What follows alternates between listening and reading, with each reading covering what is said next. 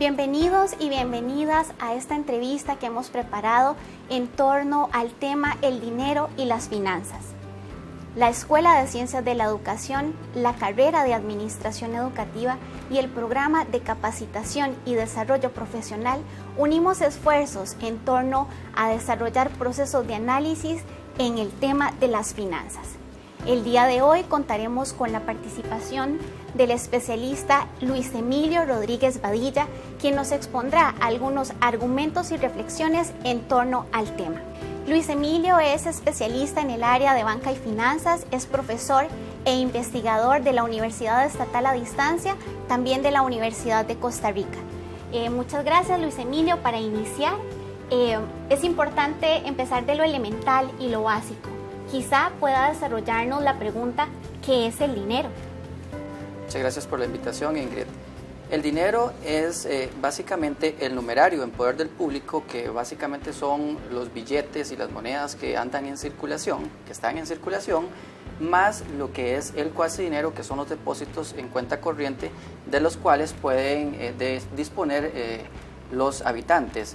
Es un bien que a nivel económico cumple una gran función, porque de él puede depender lo que es la inflación, el consumo, lo que es la devaluación del tipo de cambio, y estas variables tienen una influencia muy importante a nivel económico. Por eso es tan importante que el gobierno sepa definir muy bien todo lo que es la política monetaria a través del Banco Central para manejar lo que son la inflación, y la política fiscal con lo que es el asunto de los impuestos. Bueno, ahora está de moda lo que es la ley 9635, que es la ley de fortalecimiento de las finanzas públicas, que nos va a afectar con lo que es el impuesto al valor agregado, con lo que es el impuesto de la renta, y todo esto es parte de lo que es la política fiscal que está aplicando el gobierno, una política fiscal restrictiva.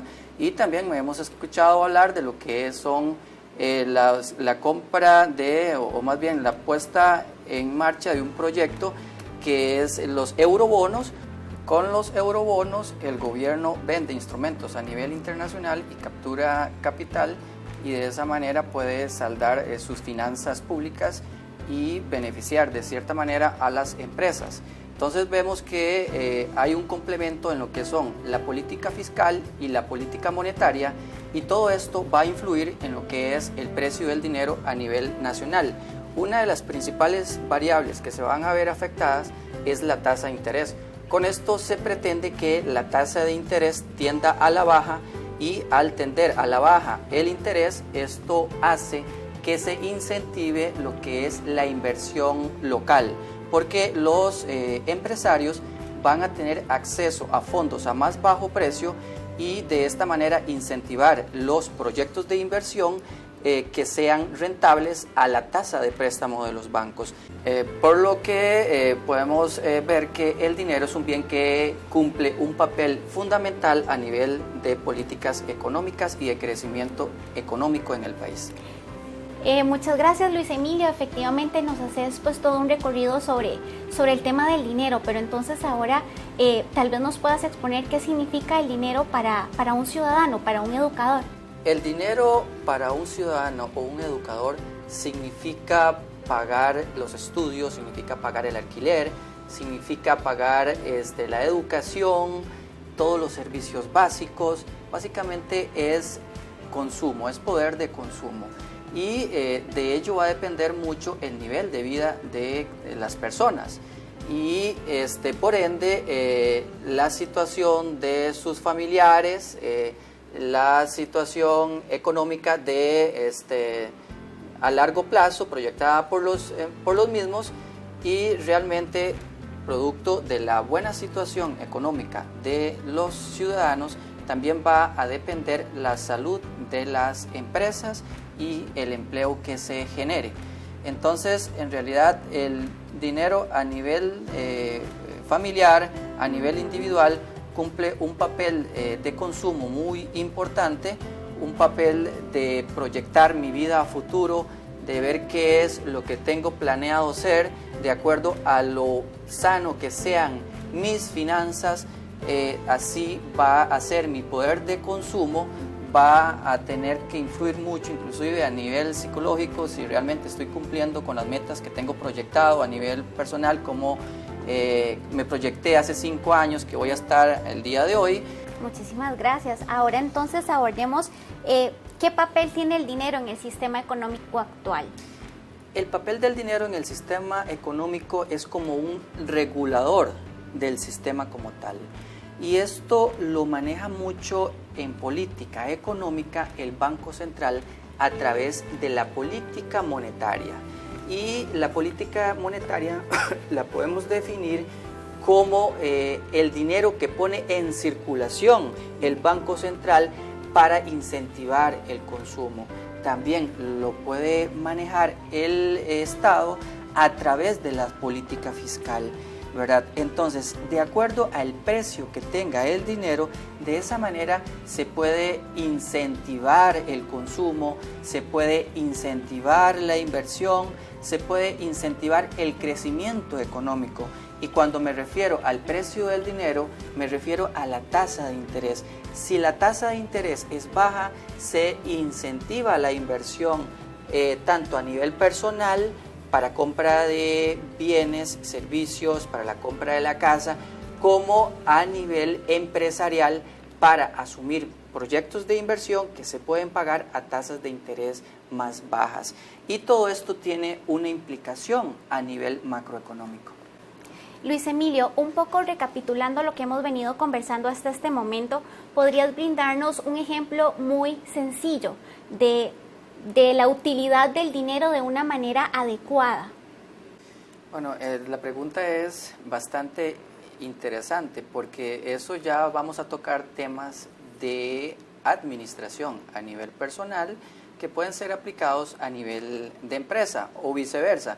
Entonces, un ejemplo de manejo de las finanzas de manera adecuada viene siendo la utilización de un presupuesto familiar, ¿verdad? Donde se planifiquen los ingresos que se van a tener, los egresos, los consumos, los costos fijos, y de esta manera saber cuánto es lo que vamos a requerir por periodos mensuales, por periodos quincenales, y poder proyectar nuestro nivel de consumo, nuestro nivel de inversión y lógicamente nuestro nivel de ahorro.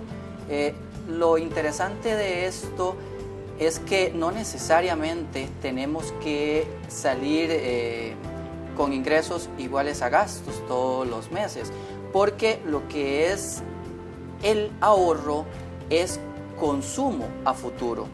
Entonces, si hacemos una adecuada planificación de nuestras finanzas personales, tenemos que tratar de que quede un diferencial, que quede una utilidad, y que esto nos permita ahorrar cada quincena, que nos permita ahorrar cada mes, y de esa manera ir invirtiendo en bienes productivos. ¿Cuál puede ser un bien productivo? Pues una cuenta de ahorros que nos va a permitir a largo plazo comprar el lote, comprar la casa, comprar el carro, que son bienes necesarios. Entonces, dentro de esta planificación de lo que es el presupuesto de efectivo a corto plazo, a nivel de familias y a nivel personal, nos va a permitir proyectar en el largo plazo cuál va a ser nuestro poder de inversión y mejorar las finanzas en el largo plazo. Entre más ahorremos en el corto plazo, más poder de consumo vamos a tener en el largo plazo. Lo contrario también se cumple. Si nos empezamos a comer los ingresos, si los gastos empiezan a ser superiores a los ingresos, vamos a tener que endeudarnos con tarjetas de crédito, con créditos de consumo, que los podemos encontrar en los bancos públicos, privados, cooperativas, asociaciones solidaristas. Y estos préstamos tienen un costo, que es la tasa de interés. Entonces es como una bola de nieve de gastos. Cuando nos damos cuenta, los gastos por sí mismos son altos, y a eso tenemos que agregarle todo lo que es el interés que tenemos que pagar. A largo plazo, ¿qué es lo que va a suceder? el poder de consumo se va bajando a nivel familiar.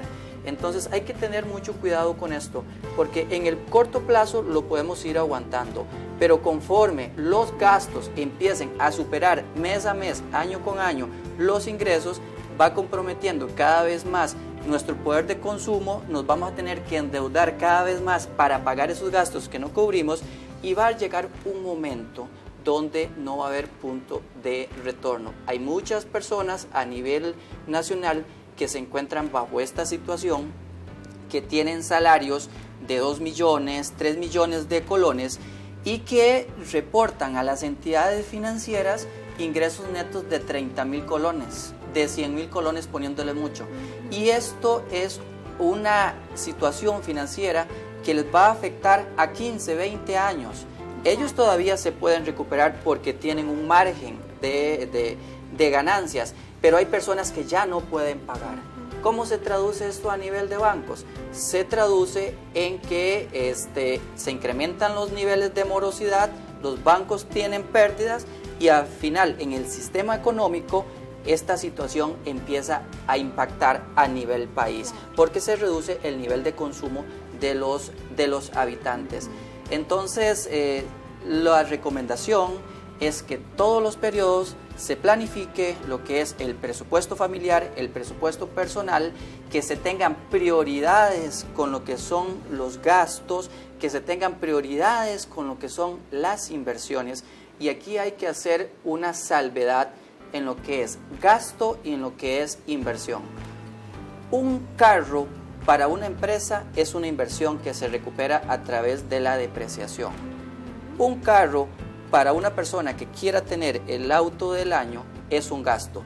Desde que sacan el carro de la agencia, al mes siguiente vale 500,000 o 600,000 colones. Ya hay una pérdida ahí. Entonces, la recomendación es ordenar ese tipo de gastos, si son necesarios hacerlo, si el carro es necesario para trasladarse al trabajo, pues hay que hacerlo. Si es necesario para trasladar a los hijos a la escuela, para la familia, pues hay que incurrir en ese gasto. Habría que hacer el análisis si se requiere un carro nuevo o un carro usado. El análisis va más allá. Y en lo que son las inversiones, dale prioridad. ¿Cuáles son las inversiones que deben tener en cuenta todo ciudadano? Número 1, la educación. Número 2, la casa o el lote. Y en número 3, si queda margen, empezar a ahorrar para incrementar ese tipo de inversiones. ¿Por qué llamamos inversiones? Porque son bienes que a largo plazo van a capitalizar, a largo plazo van a valer más. Por ejemplo, una casa, dependiendo del lugar donde está, genera plusvalía. No es lo mismo el valor hace 5 años que al día de hoy. La educación, una persona dura 5 años sacando una carrera universitaria o 6 o 7 años, pero al final de la misma, si encuentran buen empleo, se va a retribuir a través de ingresos por concepto de salarios. Entonces, en el largo plazo, si hacemos el análisis de cada uno de estos bienes como proyectos de inversión, nos van a generar una rentabilidad positiva. ¿Qué es lo que sucede con el carro? El carro a los 3 años ya está depreciado y vamos a tener pérdidas. Y si lo compramos con un crédito, además de la pérdida en la depreciación del carro, vamos a tener que seguir pagando los intereses por la compra del mismo. Entonces vamos a tener una doble pérdida, una doble salida dentro del impuesto, dentro de lo que es el ingreso familiar. Luis Emilio, en los argumentos que nos planteas, nos haces una serie de recomendaciones. Hablaste de presupuesto, de planificación financiera, en general de educación financiera.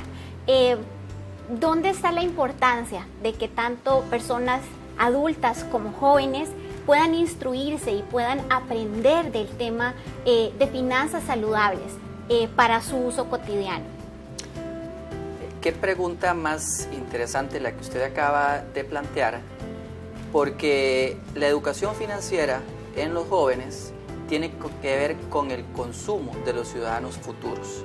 Entonces sí es importante que desde jóvenes se les inculque lo que es el ahorro, lo que es la inversión, lo que es la utilización adecuada de los productos financieros que ofrecen los bancos y que ellos vayan conociendo inclusive el sistema financiero, porque de esa manera, a largo plazo, los jóvenes que educamos hoy van a ser los inversionistas sofisticados del futuro y las personas que van a tomar las mejores decisiones tanto a nivel personal como a nivel empresarial.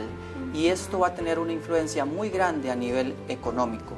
Vemos que hay muchos bancos que ya tienen políticas de educación financiera con los jóvenes tanto a nivel de escuela como a nivel de colegios, porque de esa manera se garantizan que a largo plazo sean consumidores responsables, inversionistas responsables y también crean una fidelidad de clientes. Para los bancos no es un negocio tratar con inversionistas irresponsables porque el nivel de morosidad se incrementa. Entonces, más bien, este tipo de políticas de educación es todo una inversión a largo plazo y una de las que les va a generar más retorno sobre la inversión. Estamos hablando de tasa interna de retorno a nivel de proyecto. Entonces, realmente es una práctica muy adecuada. Si no se hace a nivel financiero, se debe hacer a nivel de secundaria, a nivel de escuelas y, como lo están haciendo ustedes, a nivel de universidad. Tenemos que formar nuestros inversionistas futuros, nuestros consumidores futuros, nuestros ciudadanos responsables con el manejo del dinero. Bueno, Luis Emilio, sin duda todo lo que nos has compartido en esta entrevista pues es bastante importante, ¿verdad? Nos llevas a reflexionar sobre conceptos e incluso situaciones.